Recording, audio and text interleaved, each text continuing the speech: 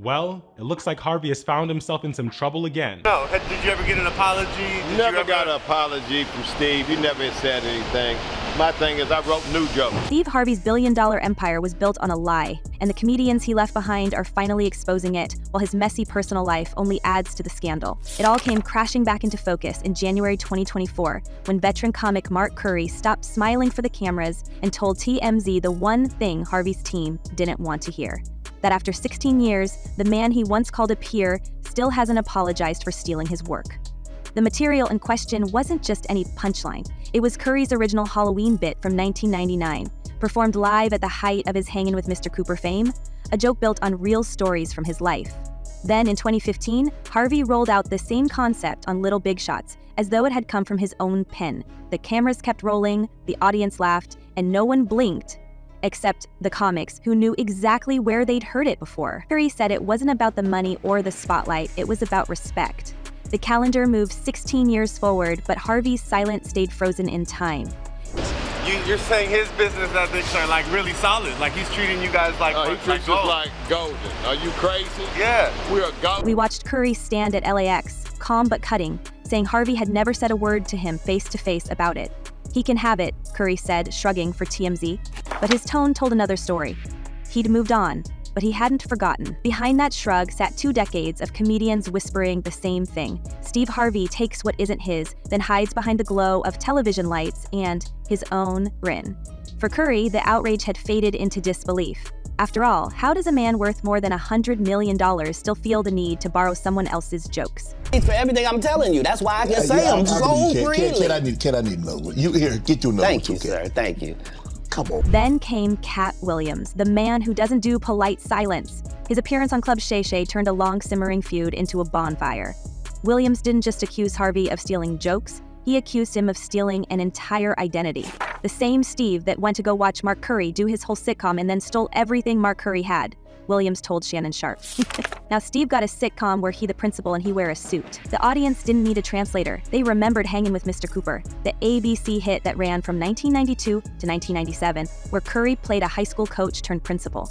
3 years later, The Steve Harvey Show hit the WB with Harvey in, coincidentally, the same role, right down to the conservative suits and classroom backdrop. We can argue coincidence, but the timing is brutal. One sitcom ends in 1997, another debuts in 1996, overlapping like a shadow.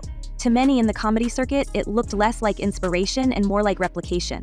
Williams connected the dots out loud, saying Harvey stole everything Mark Curry had and then built an empire on it. It was the kind of accusation that cuts straight through Hollywood politeness, and fans noticed. Clips of both shows flooded social media side by side. Same premise, same energy, different names on the checks. God, in 2005 to 2008, right in there, Katt, we were looking at Katt like, wow. He's so good. But Williams didn't stop there.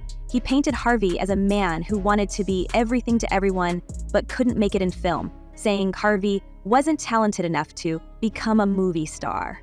It was a cruel jab, but it echoed a rumor that's floated around for years that Harvey tried and failed to break into Hollywood, and what he couldn't conquer on screen he made up for by dominating television.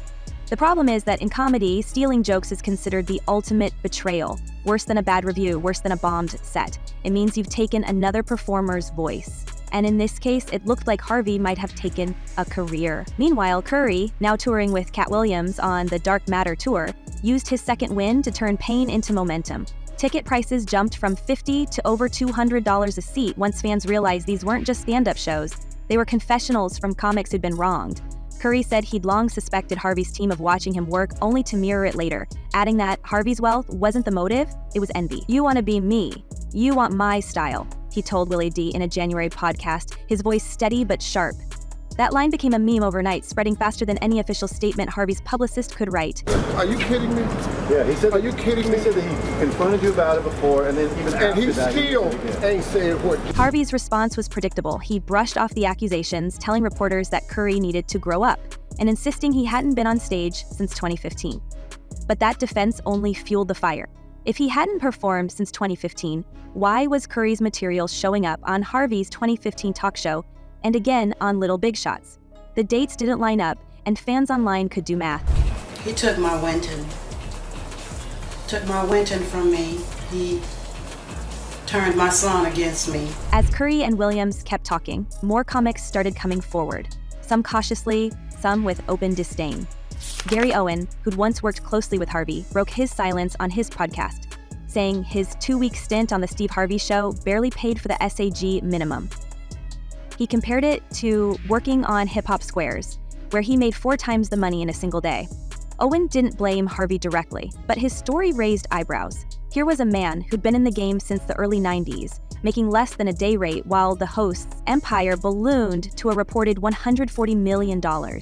We can see the contradiction. Harvey built his brand on uplifting speeches about hustle, faith, and self-made success, yet, behind the curtain, the people who helped build that brand were scraping by. Owen described being shoved into a tiny dressing room the size of a closet, while influencers and A-list guests got suites with bathrooms and catered meals. It's hard to reconcile that with the preacher-style motivation Harvey sells on his morning radio show. Insiders say that kind of treatment wasn't rare. Several former staffers described a culture of fear around Harvey, backed by that infamous leaked memo where he told employees, "Do not approach me." The memo, which surfaced in 2017, warned staff not to speak to him in hallways, makeup rooms, or dressing areas unless invited. "I hate being ambushed," it read. To the public, it sounded cold, maybe even cruel. To his defenders, it was just boundaries. Either way, the image of Harvey as the people's comic, the friendly face of daytime television, took a hit that never fully healed. Hey, hell hath no fury like a woman scorned. Well, Steve's learning that the hard way tonight. Steve's ex-wife, Mary Harvey, is angry, and she's going public. Behind all of that, his personal life wasn't helping the narrative. The same man preaching about integrity had been married 3 times. His second wife, Mary Lee Harvey, accused him of leaving her homeless and destitute after their 2005 divorce, releasing emotional YouTube videos that painted a darker picture of the king of clean comedy. Court records showed she wasn't literally homeless. She received properties and financial support, but perception is everything. When a crying ex-wife tells the internet her famous husband destroyed her life, the details don't matter much. I'd say that Steve Harvey was in a perfect position to help me get clemency. I wouldn't have to go through what I went through, but God's hand. Then there was Marjorie Harvey, the current wife with a past the tabloids couldn't resist. Reports resurfaced linking her to 2 former partners allegedly involved in substance trafficking, one even pardoned by President Barack Obama after serving decades behind bars. The speculation wasn't that Marjorie herself was involved, but that Steve's world always seemed to orbit controversy, even when wrapped in designer suits and scripture quotes. For a man whose brand relies on moral authority, that's dangerous territory. Sources close to his production companies whisper about how tightly controlled his image is. They say Harvey's team would smile in your face, then pitch your material to producers the next day. It's the same playbook Curry accused him of running decades ago, only now with lawyers and production credits. The joke theft allegations start to look less like isolated events and more like part of a business model. Build an empire on other people's talent, then package it as self-made genius. To understand how that worked, we have to go back to the 90s when Harvey was still grinding on the stand-up circuit alongside Bernie Mac, Cedric the Entertainer, and D.L. Hughley. Back then, the 4 of them were marketed as brothers, the original kings of comedy. But insiders say brotherhood ended the moment the camera stopped rolling. Bernie Mac, the powerhouse of the group, reportedly never trusted Harvey again after the tour. Rumors spread that Harvey tried to undercut him for a role in Ocean's 11 by offering to take less pay just to replace him. Mac told GQ in 2003 that Harvey was jealous of his success and tried to sabotage him in meetings. Harvey denied it, of course, but too many people remember the tension on that tour for the story to vanish. It's like haters. When you get haters, you know, people's opinion of you is none of your business. I have lots of haters. Even Cedric the Entertainer later admitted the two saw it different. Translation, they couldn't stand each other. And when you look at what happened next, it makes sense. Harvey's career soared. Family Feud, best-selling books, talk shows, game shows, while Bernie Mac battled illness and industry politics. By the time he passed away in 2008, Harvey was already being positioned as the wholesome successor, the last king standing. Some comics whispered that Harvey's rise was only possible because the loudest rival was gone. So I don't give them no energy. I give haters no energy. Steve ain't this, he think he this. You don't even know me. Now, years later, Katt Williams is saying out loud what many in the industry only whispered, that Harvey didn't just clash with Bernie Mac, he tried to erase him. Ed Lover, a longtime friend of Bernie's, backed the claim on his own podcast, saying Bernie himself told him Harvey had called producers behind his back to steal roles.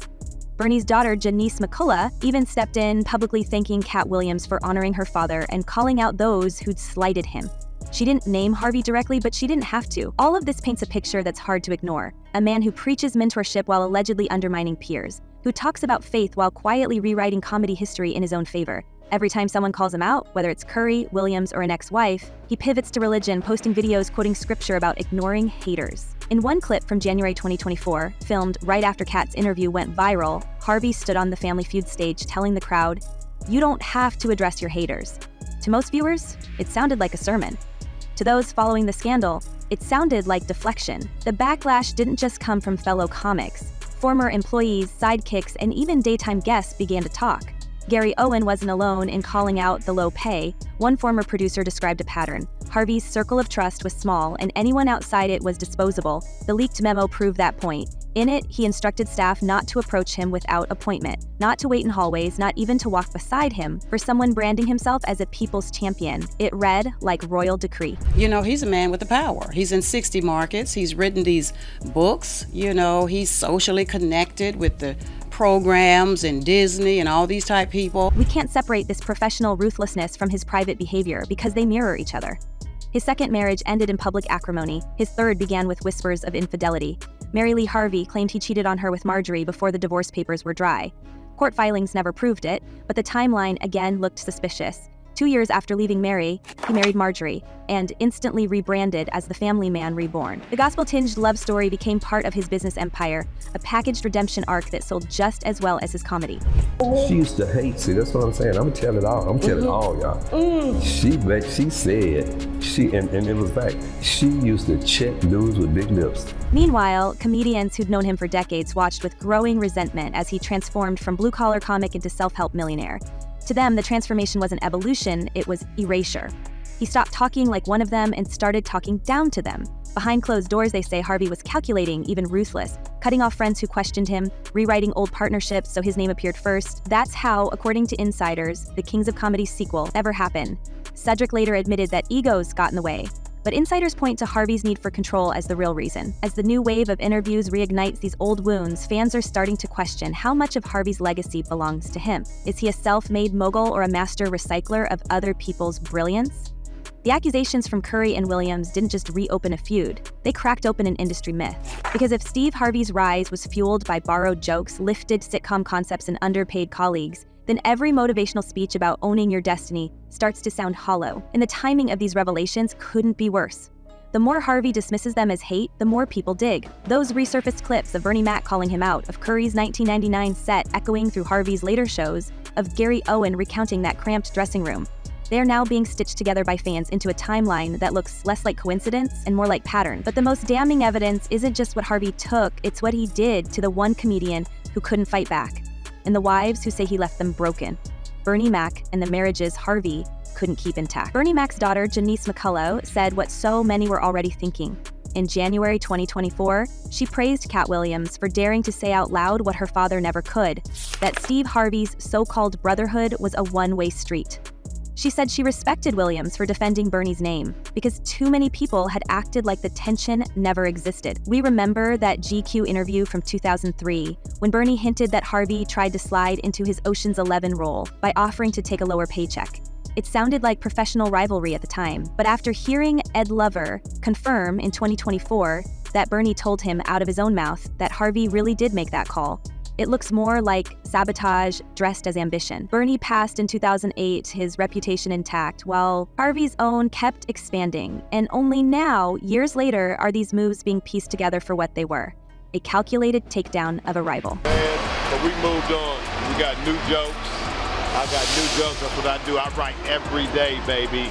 We can see the same pattern outside the spotlight. Harvey's ex-wife, Mary Lee Harvey, once claimed he was already involved with Marjorie before the divorce was final. The accusations made headlines, but the public didn't yet know about Marjorie's former ties to two men later convicted in substance operations. Those past connections, one husband sentenced to life before being pardoned by President Obama, another linked to the same network, turned the perfect family narrative into something that looked more like damage control. Insiders whispered that Harvey didn't just marry for love, he married for reinvention. Each chapter of his personal life coincided with a new phase of his brand, and each new wife seemed to help him erase the last. Mark Curry saw the same hunger up close. In his 2024 interview with Willie D, he said, "Harvey's theft ain't about money. It's about wanting to be me."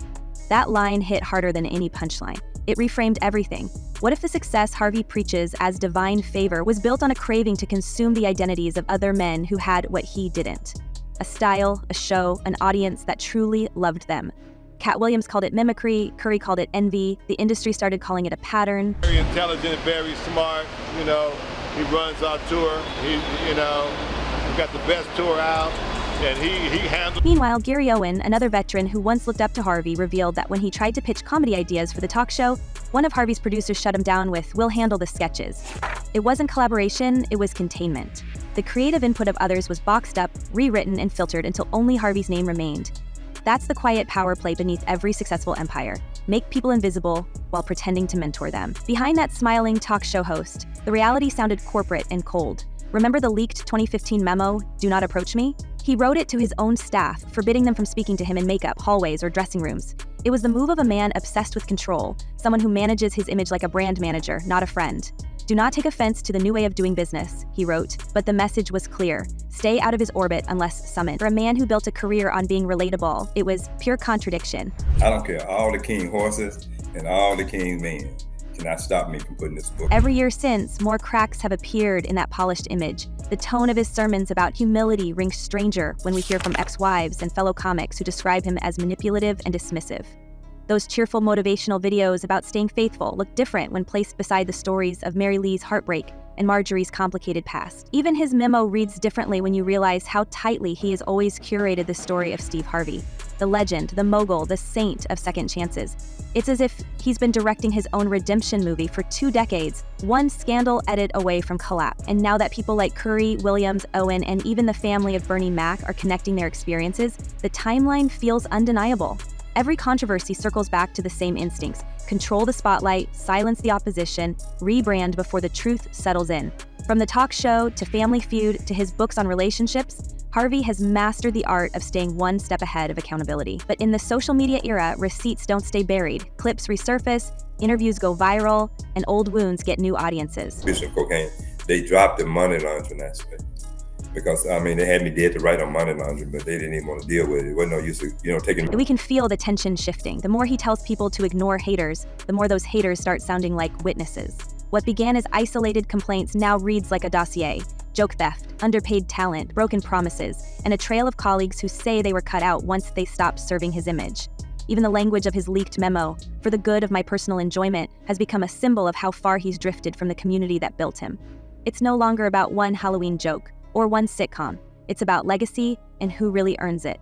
If Steve Harvey's empire was built on borrowed success and broken vows, the real question isn't whether he'll survive the backlash, it's how many more comedians and how many more ex-wives are waiting to come forward with receipts of their own. So what do we think?